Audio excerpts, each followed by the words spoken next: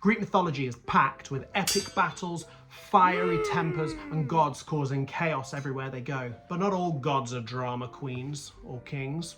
Some of them are a little bit meh, a little bit meh. Today we're asking, which Greek god is the most... So before we crown anybody, we need to know the laws of meh. Rule 1, they need to be low drama. No battles, no war, no feuds. I don't like you. I don't like you at all. They're not getting involved in the Trojan War. They don't care. They're eating biscuits. Rule 2, they have a kind of background energy. They're on their chairs, they're doing their job, they're doing the bare minimum. They don't want to be in the limelight. They don't care about limelight. They don't care about any light or limes.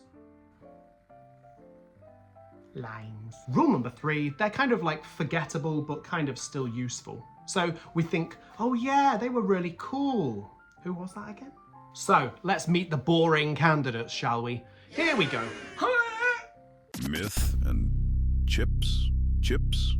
What on earth is this utter nonsense I'm watching? All right, let's start with my first choice. I'm saying it, friends. Hades. Boring. So he's the big guy, he rules the underworld. On paper, he's terrifying and interesting. You know, he controls the underworld, he rules over the dead. He's got a dog with 3 heads. Pretty interesting. But in practice, this guy's just like an accountant. Data entry of the dead. Next, next, next.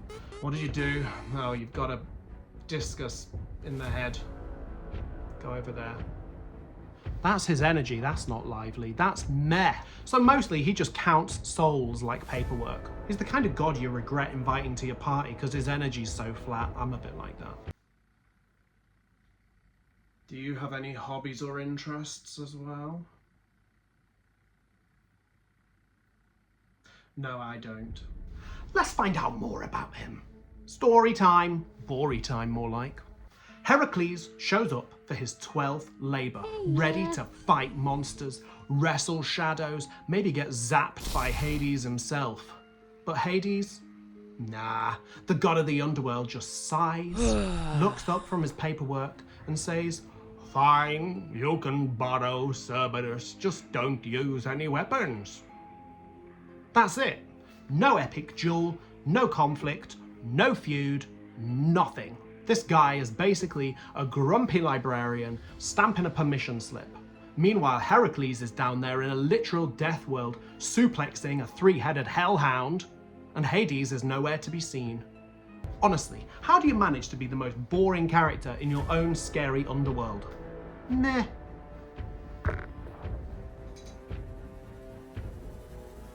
I'm a blurry boy. Oh, there we go.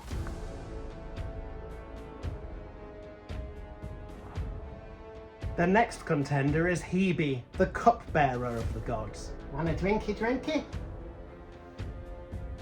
So Hebe is the goddess of youth, and she's the cupbearer on Mount Olympus. Her job is just to give people drinks in a cup. That's her whole reason for being, her raison d'être. So she's the daughter of Zeus and Hera, but really all we know about her is that she's the cupbearer of the gods. Her job is whenever Zeus is thirsty, he clicks his little fingers and up comes Hebe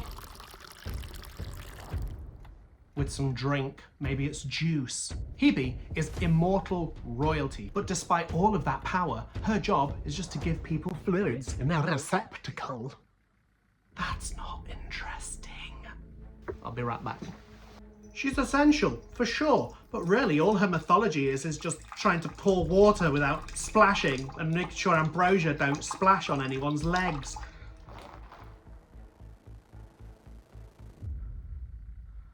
Oh no. I missed the cup. You know, once, even though Hebe's only job is to pour things into cups and put the cups in people's hands, she missed and spilled so badly that Zeus fired her, replaced her with a mortal boy called Ganymede. You had one job, Hebe! Action replay of Hebe, by the way. I'm really good at this.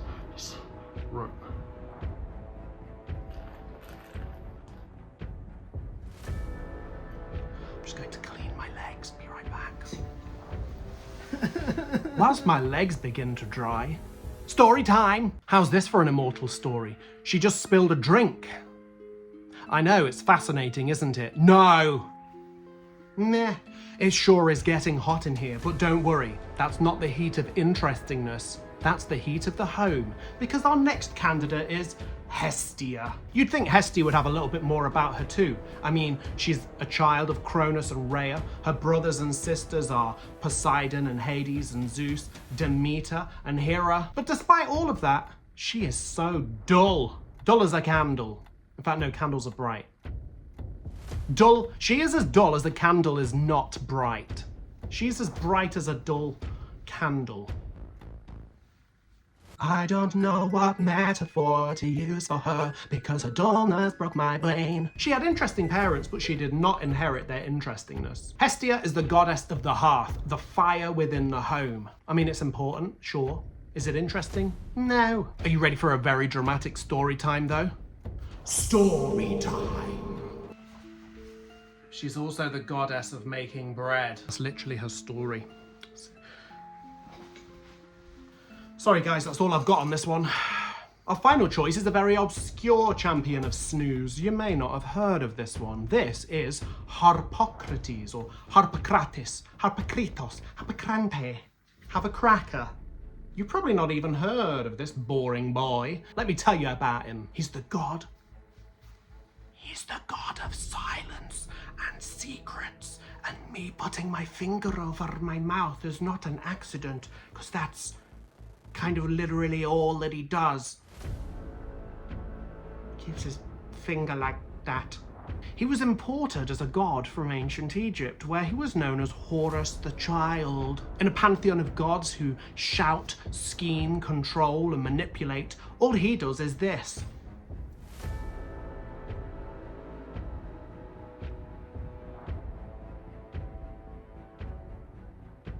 I look creepy.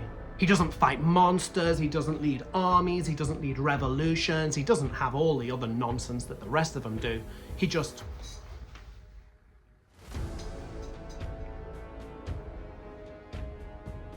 I don't want to do that anymore. I look like that creepy challenge. You know what is it they do? That?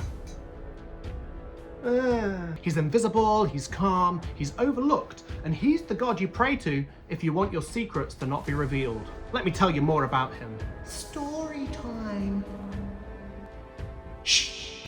So Eros, basically a toddler with wings and zero boundaries, rocks up to Harpocrates, the god of shh. Now, Aphrodite, also known as Eros' mum, has been up to all sorts of secret romantic mischief because of course she has. And what if these secrets were revealed? What if the divine tea was spilled? Well, Olympus would never hear the end of it. So Eros slipped Harpocrates a rose. Now, this was not about love, babes. This was a bribe with petals. The message, keep my mum's mess quiet, yeah? Harpocrates takes the rose, rolls his eyes and seals his lips even tighter. And just like that, the rose becomes the ancient shorthand for secrets stay juicy, but silent. This is where we get the phrase sub rosa, meaning under the rose, which means something secret. If you do something sub rosa, it means you're keeping it on the down low. What do you think of that, Zeus? They're pretty boring, aren't they? That's Zeus eating chips, by the way, if you were wondering. This is my brand. Anyway, you don't have to be boring if your name begins with H, but clearly it helps. So who do you think is the most mythical merchant of meh? Who is the dullest deity in Greek mythology? Is it Hades, who sits in the dark a lot? Is it Hebe, who pours fluid into cups and often misses? Is it Hestia, who likes warm and bread?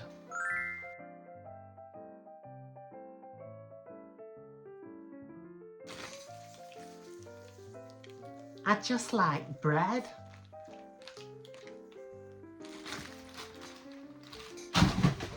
Or is it Harpocrates, the god of the eternal shh? Well, Hades has got no right to be quite as boring as he is, considering his birth as one of the chomped. But he's a bit of a hermit. I don't want to sit next to him at a party, but is he that dull? Nah, I mean, he is involved in lots of myths and he's got a character, so you know what, it can't be him. He's out. Bye. It's not you, Hades. You're too interesting marginally.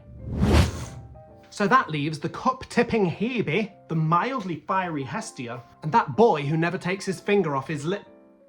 You know what, for me, this is a difficult one. I think Harpocrates is too interesting because the whole idea of a Greek god who is directly imported from being an Egyptian god is fascinating in itself, and the whole thing of him being like a manifestation of Horus is kind of interesting. I mean, did you know as well? You didn't, maybe, or maybe you did, but I'm telling you anyway. Harpocrates, the whole shushy thing, was actually a mistake, because for the ancient Egyptians, having a finger on your lip wasn't a sign of silence and secrecy and shushing.